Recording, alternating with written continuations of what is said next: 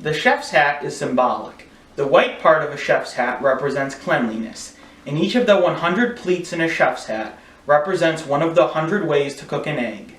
Today, I'll be showing you one of those ways. One of the first foods that my parents taught me how to prepare was a hard-boiled egg, and I've taken 2 separate cooking classes where I learned that the hard-boiled egg is one of the most versatile foods. The hard-boiled egg can be eaten on its own as a snack. It can also be placed onto other foods, such as salads, pizzas, and pastas. A hard-boiled egg can also be turned into egg salad. Today, I will be showing you how to make the perfect hard-boiled egg. The first step of making hard-boiled eggs is gathering together all the necessary items. There are 3 items necessary. First, eggs. I prefer brown organic eggs, which I believe taste better. However, the choice of type of egg is a personal decision. Second, tap water is needed. Third, and very important, is the choice of pots to cook with. I call this the Goldilocks decision. The proper size of the pot is dependent on the number of eggs being boiled. If a pot is too small for the number of eggs I am cooking, the eggs will not cook thoroughly because the water will be too shallow. If a pot is too large, the eggs will rattle around and they will be more likely to crack during the cooking process. Because today I am cooking a half-dozen eggs, this medium-sized pot is, to borrow from Goldilocks, just right. My second step is to, if necessary, take my items to where I'm working. So I'm going to move the eggs and the water closer to where I'm working, and I'm going to remove this lid, and then move the pot closer to where I'm working. Now I'm not going to turn on the burner just yet. The third step is to place each of the eggs inside of the pot, but make certain to place the eggs gently, otherwise they're going to crack. 1, 2, 3,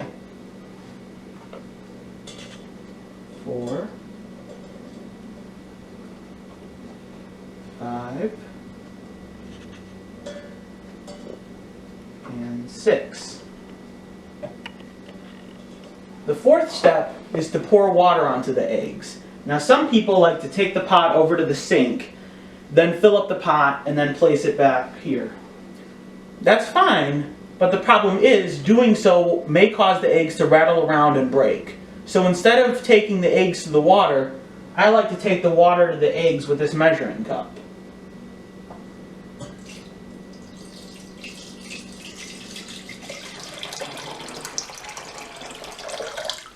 An important tip is that it is best to use cold water. Sometimes those new to cooking think that hot water is better to use because it will boil faster.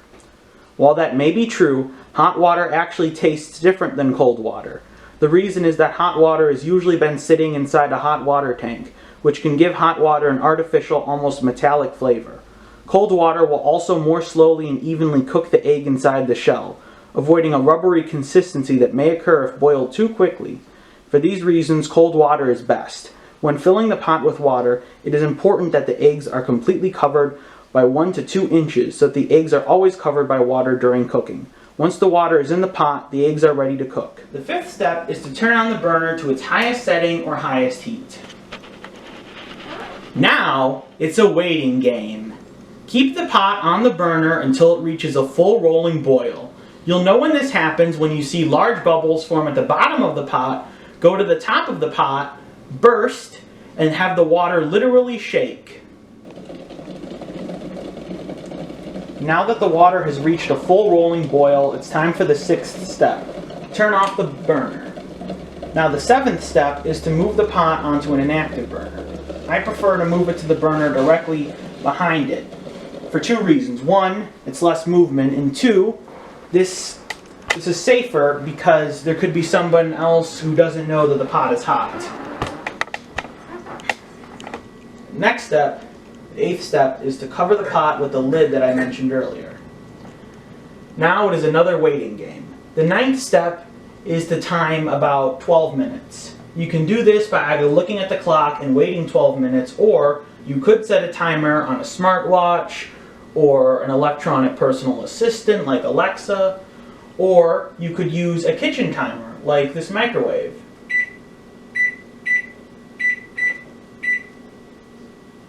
During this time, I like to count the pleats in my chef's hat. Nah, I'm just kidding. I actually prefer to use this time to clean up or get out the materials for whatever recipe I'm going to be using the hard-boiled eggs in.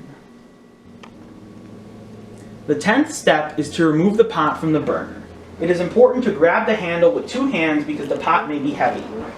The 11th step is to remove the lid from the pot so that the steam inside can escape. This steam can be very hot, so be careful when you do this.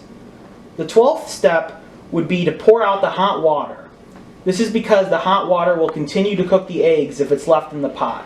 Some people prefer to pour the eggs in a colander, similarly to how one would do it with pasta. However, for simplicity, I prefer to instead place the lid of the pot on it like this, so that when it's poured, the water comes out, but not the eggs. When pouring out the water, it is important not to pour out the water too quickly. 1, because the water may be hot, and 2, because you don't want the eggs to hit the lid of the pot. Otherwise, they will break.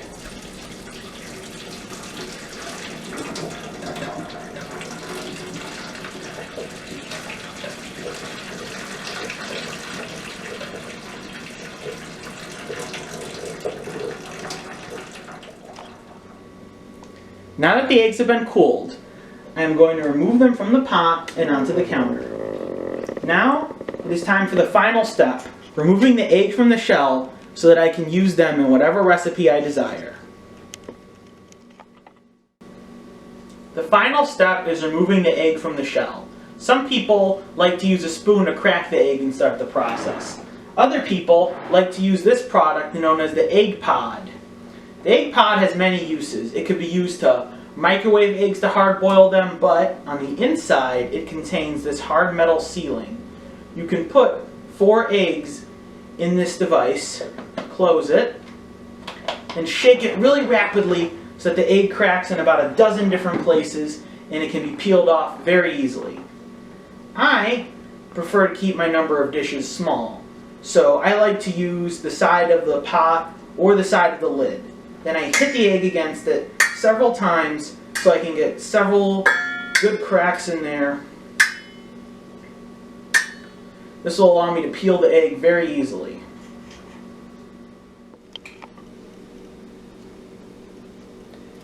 Next, I'm going to push down on the egg so that more cracks are formed, and then I'm going to carefully remove each of the shell pieces as if I was unwrapping a Christmas present. I'm going to try my best not to peel off any part of the egg along with the shell, but I'll admit, that's way easier said than it's done.